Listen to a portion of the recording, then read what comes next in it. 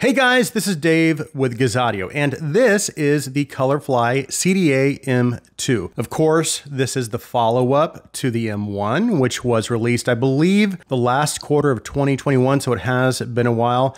And what's great, the M2 does bring increased performance over the M1, not only in terms of power output, but also in terms of features. But the questions are, as always, how does it stand up to the current competition within this price range? And is it an overall good value? Well, those are the questions I'm going to attempt to answer today. We have a lot to talk about, so let's get started.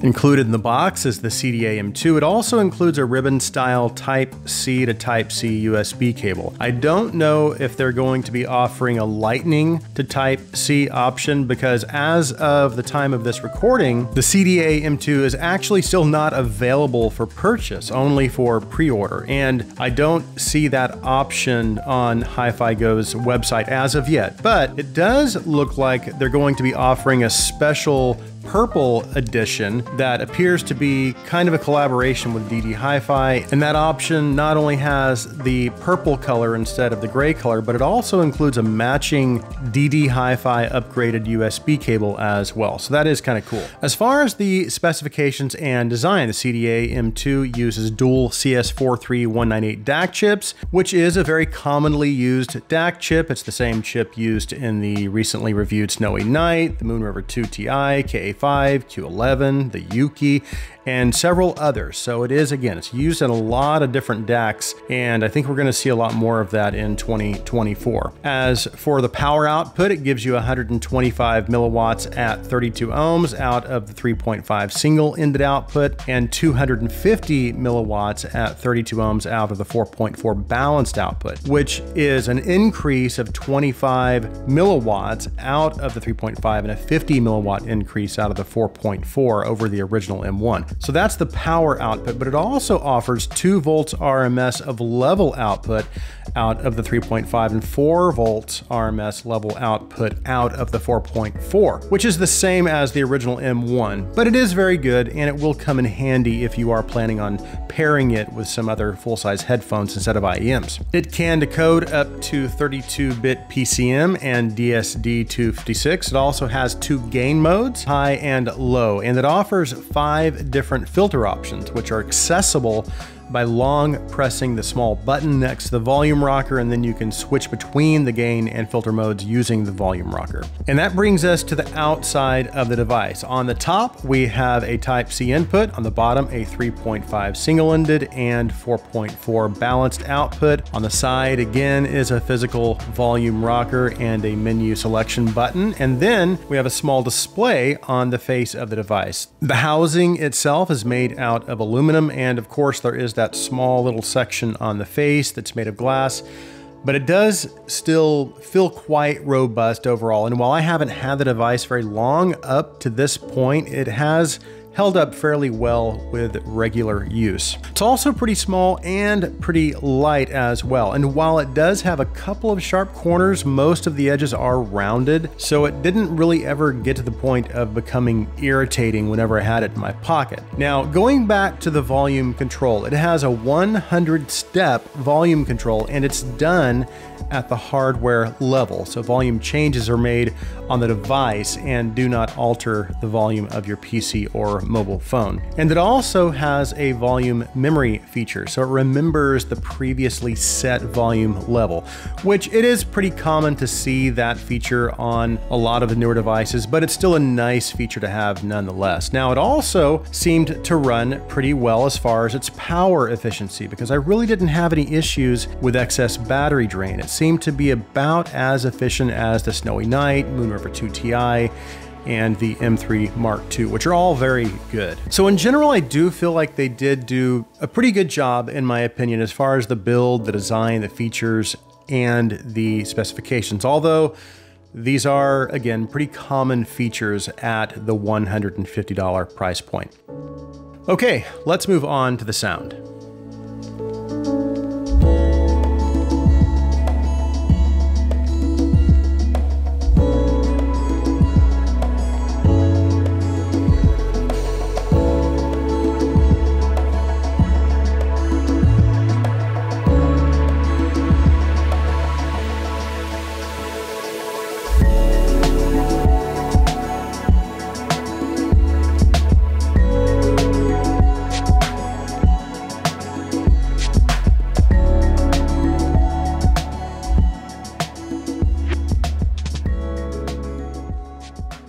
So one thing I usually cover in the specifications section of the review is the signal to noise ratio. But for this particular device, I thought I would save it for the sound section because it's quite impressive and it's substantially higher than what you might typically see with other portable DACs in this price range. So the signal to noise ratio is 130 dBs, which is pushing closely to the Moonriver 2 Ti's 131 dBs, but far exceeds the FC6's 117 dB signal to noise ratio. So I was pretty impressed by that, and it was reflected in my listening impressions as well when I was testing it for background noise with my 2020 Andromedas. There was just no background noise at all.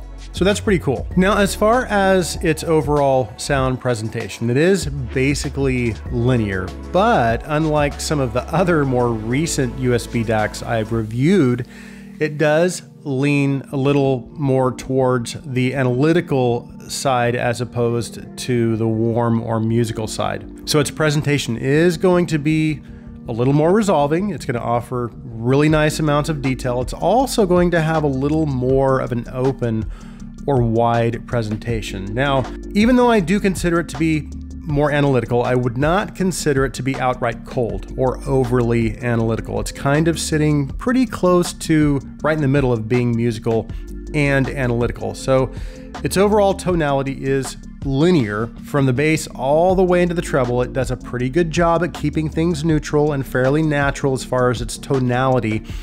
And it doesn't really ever come across as overly dry, again, or overly analytical, which is good. There are, however, two other USB DACs in this price range I think maybe come even closer to more of a true neutral presentation, but I'll get into that in a minute. Now, as far as its dynamics, it is really good with IEMs, but it did seem like it was struggling a little bit and having to work a little harder with my full-size headphones. But for a device this size, I do think it's good enough. It does help that it has that 4 volts RMS output of the 4.4. Now, it isn't going to really be able to compete with some of my other more powerful portable desktop devices with headphones, but it should hold its own when compared to most of the other USB dongles. Again, I'm talking with full-size headphones. But going back to IEMs, that's where this device I feel really shined, because for the most part, it gave me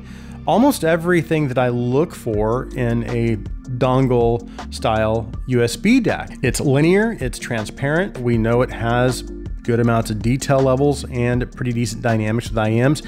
But as importantly, it also does a good job at rendering instruments and vocals pretty naturally. And again, even though it does maybe lean a little more analytical and away from being musical, it doesn't ever really come across as dry or thin sounding, which that is a problem I did have with the Muse Hi-Fi M4, which that's kind of a good segue into comparisons. So what does this all translate to in terms of where I feel the CDA-M2 stands when compared to the competition? Well, because of where this device is priced, I'm going to be comparing it to the AEON Yuki, the M3 Mark II, Moonriver 2 Ti, and I also recently was able to get my hands on the FIO KA-17, but I have not reviewed that yet, so I'm going to hold off on a detailed comparison with that device for now, other than to say the KA-17 does have something about it that I do prefer over the CDA-M2, but I'm going to save it for the KA-17's full review. So as of right now, my three favorite dongles over 150 are the Moonriver 2 Ti, the FC6, M3 Mark II, but the FC6 is priced quite a bit higher, and it's basically double the price actually. And it's also my absolute favorite portable USB dongle style DAC right now, and I don't think it really competes with that. But in terms of the CDA-M2's general presentation, it does remind me a lot of the M3 Mark II, because that also leans a little more analytical. However, one of my nitpicks with the M3 Mark II was that I just felt like I needed a little more note weight and a little more meatiness to its presentation. And while I don't feel like I'm having as much of an issue as far as the CDA-M2 lacking in note weight, I do think the Moonriver 2 Ti and the AEON Yuki do a slightly better job of offering just the right amount of that note weight, but still maintaining an overall neutral and linear presentation, while still sounding very natural and offering good amounts of detail. So at the end of the day, I do like the CDA-M2, and I do feel like it's a solid performing device in terms of its linearity, its transparency, and detail. But for me personally, I find myself kind of preferring the sound presentation of the Moonriver 2 Ti and the Yuki just a little bit more. Now, in terms of pure power and level output, it's basically the same as the Moonriver 2 Ti at 250 milliwatts output, and it also has the 4 volts RMS level output. However, it does offer a substantial power increase over the AEON Yuki's 160 milliwatts max output. The level output is the same, though, with both of these devices. So even though for me, I do still prefer the sound, again, the presentation of the Moonriver 2 Ti and Yuki, if you want something a little more analytical, then maybe the CDA-M2 might be the right device for you. Honestly though, as usual with devices like these at this price range, these differences are very minimal, and it really just comes down to preference. Again, the CDA-M2 really is a solid device, and it does have the advantage of having a display as well. So that also might be something you'll want to take into consideration while weighing your options. So that concludes my review of the COLORFLY CDA-M2. If you're new to the Gazaudio channel and you like our videos, please take a minute and hit that subscribe button. And if you want to go a step further, you can also support us through our Patreon. I'll be sure and leave a link in the description. Thank you guys so much for taking the time to watch this review. Please like this video. Please share this video. I hope you have an awesome day.